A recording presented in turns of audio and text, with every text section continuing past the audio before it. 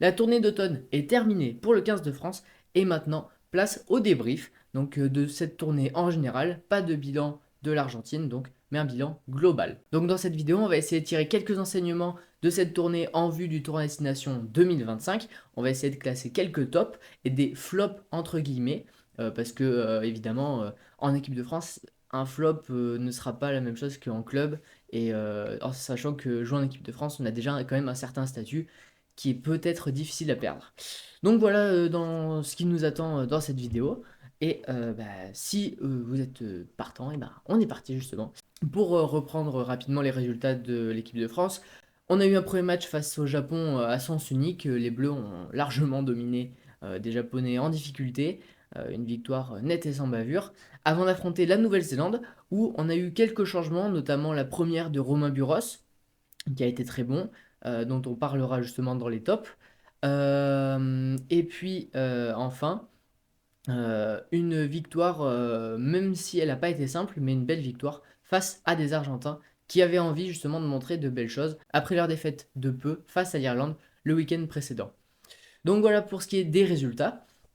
Et donc, justement, pour ce qui est des tops, des top joueurs, donc ceux qui ont vraiment surperformé ou qui ont confirmé les attentes qu'on plaçait en eux, j'ai tout d'abord mis Paul Boudéan, qui a réalisé 3 matchs XXL, rentré très rapidement pour remplacer Thibaut Flamand face au Japon. Il a enchaîné, il n'a pas quitté son poste de troisième ligne, alors il a passé de numéro 6 à numéro 7 lors du match face à l'Argentine, mais il a été très très important tout le long de cette tournée.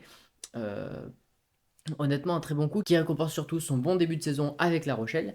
Et donc peut-être qu'il pourrait se faire une place à l'avenir en équipe de France. Là, on a vu quand même qu'il y avait beaucoup d'émulation, de concurrence, notamment en troisième ligne. Olivon était d'abord absent, puis présent. Aldrit également n'a pas joué le dernier match. Donc on peut se poser quand même quelques questions. Est-ce que Paul Boudin peut pas devenir un troisième ligne indispensable, peut-être sur le banc, peut-être dans le 15. À vous de me le dire justement en commentaire.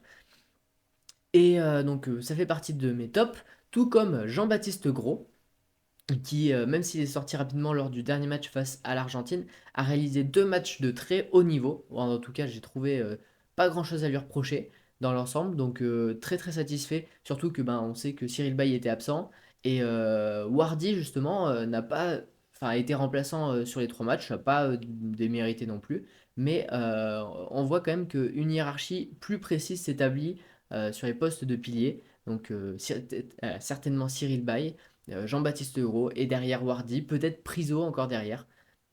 Donc voilà pour une petite hiérarchie. À droite également en poste de pilier, Colombe, moi, m'a beaucoup convaincu au cours de ces 3 matchs, que ce soit en tant que remplaçant, il a été remplaçant sur les 3 matchs, mais surtout par rapport à son match face à la Nouvelle-Zélande. Donc aussi une des satisfactions.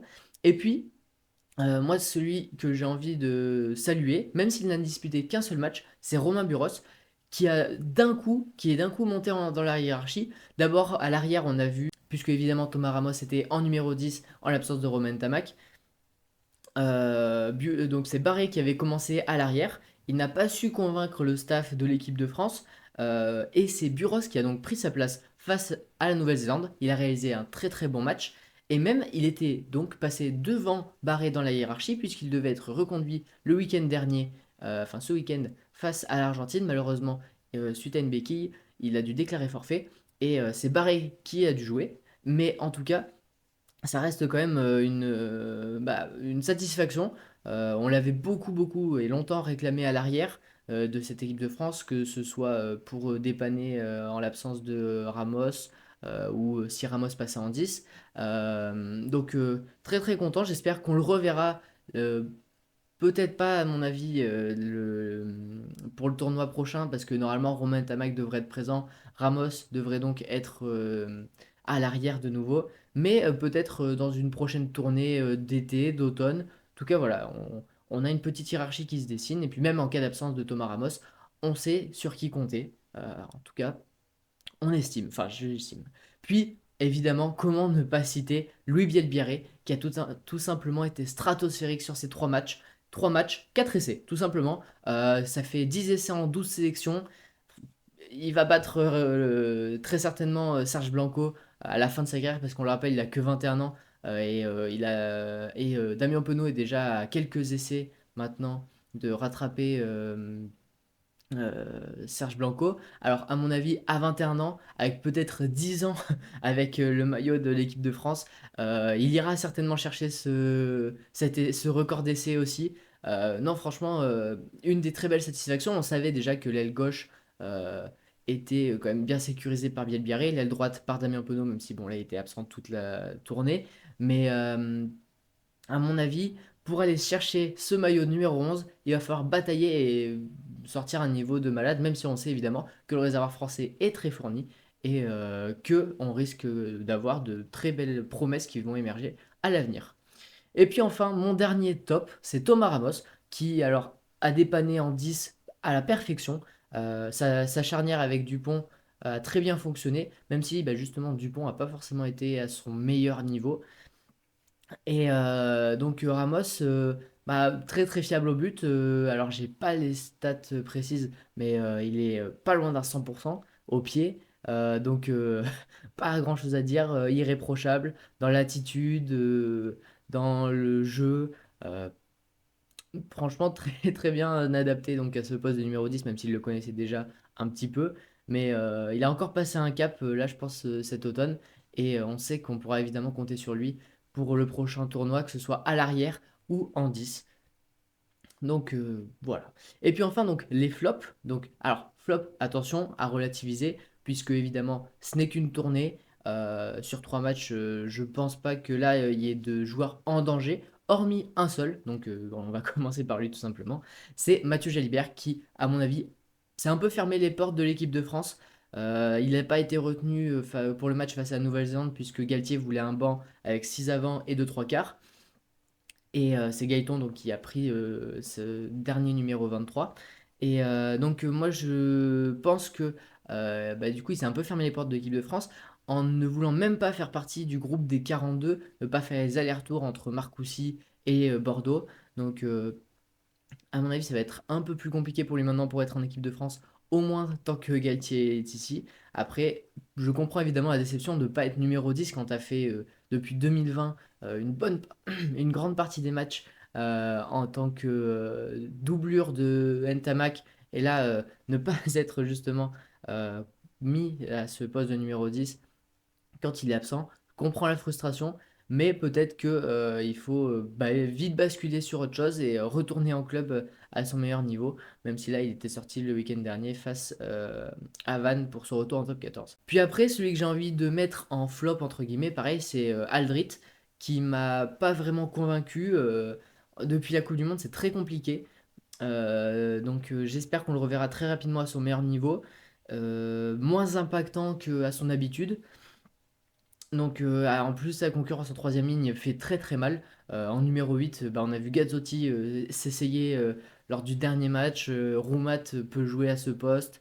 Même Olivon, du coup, était titulaire en 8. Mais en tout cas, j'espère que on va très vite retrouver le grand Greg Aldrit, que ce soit en club ou en sélection, pour justement apporter déjà son expérience qu'il a.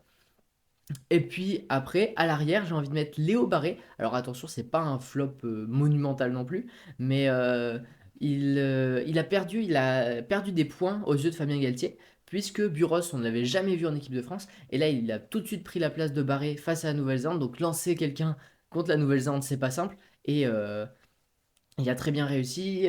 Donc Barré a perdu des points, même si évidemment il reste troisième dans la hiérarchie. Et bon, il a pu jouer du coup le dernier match face à l'Argentine.